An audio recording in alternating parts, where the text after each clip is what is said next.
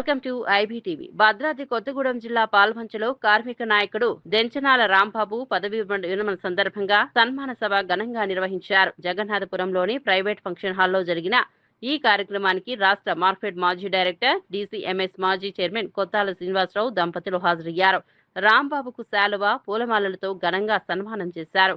ఈ సందర్భంగా కొత్వాల మాట్లాడుతూ ఉద్యోగులు రిటైర్మెంట్ అనంతరం సామాజిక సేవలో ముందుండాలని చెప్పారు.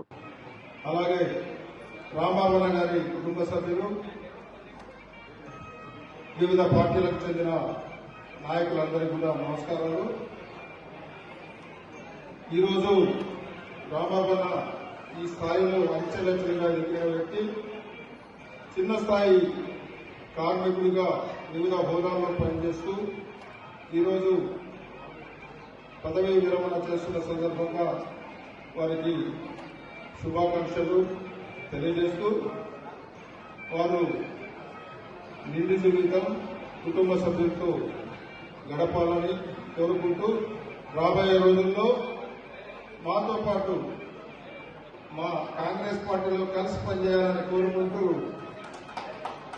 వారి సహచరం మాకు ఎంతో మంచిగా ఉంటుందని తెలియజేస్తూ మీ అందరి ముందు సెలవు తీసుకున్నాను. జై హింద్.